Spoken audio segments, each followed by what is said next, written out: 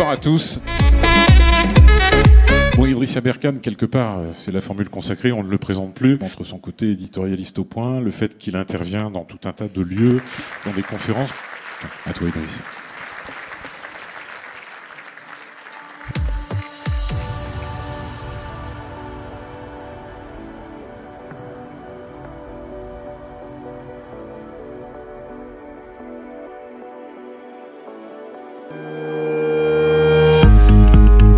L'économie de la connaissance, c'est pas une mode, c'est pas un truc nouveau du tout.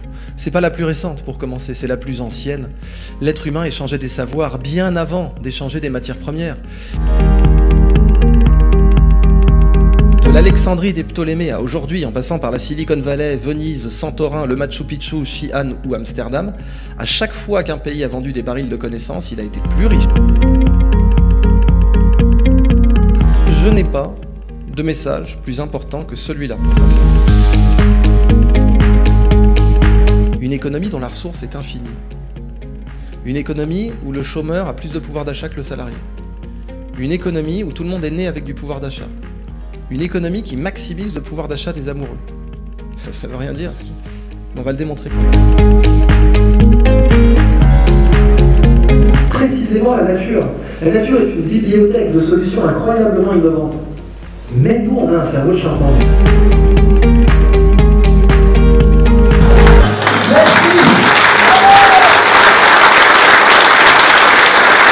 Question que vous voulez poser à Idriss Aberkane. Ah non, c'est pas dans la liste. Parti il y a 2 jours. Donc on a sous les yeux ici vos questions. Donc la première question, faut-il se mettre en mode survie pour faire de l'économie de la connaissance? Non, pas forcément, mais c'est juste que ça marche mieux en général. Et comme quand on partage un bien matériel, on le divise, et quand on partage un bien immatériel, on le multiplie. C'est très beau ça. Un très grand philosophe français qui s'appelle Jacques, 350 millions d'heures. Ouais, pas mal. Eh bien, ça peut à partir de sa forme d'une seule dimension.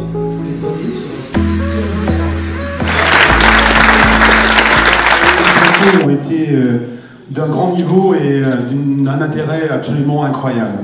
Ça, c'est une chose. Et puis la deuxième chose, c'est que je trouve quand même assez remarquable de faire partie d'un baril de convivialité où l'autre est super important. Et le lien avec la nature, la bibliothèque, dont on a brûlé déjà beaucoup de livres. Et la relation aussi super importante. Tant qu'on sera tous là, on a encore de beaux jours devant nous. Merci à tous. Et je vous donne rendez-vous donc au 14 juin. Il nous a capté, il est juste impressionnant de connaissances. Franchement, je pense que c'est une belle réussite, beaucoup de monde. Et puis voilà, qu'une envie, c'est de revenir et vite, très vite. Et c'est vrai que ça fait se poser des questions sur notre fonctionnement, sur ce qui compte. C'était très riche de pouvoir échanger après au sein du comité d'entreprise. Waouh. Que de connaissances, quoi. Magnifique, excellente soirée de partage en équipe. Comment on pourrait l'appliquer demain dans nos propres sujets d'entreprise. Ça semble facile à comprendre. On arrive à tout comprendre. Après, maintenant, il faut l'appliquer. Et je suis très content que Tilt ait créé cette capacité à venir en équipe. Parce que ça nous permet de prendre du recul, donc on va en profiter. Mais c'était juste fabuleux.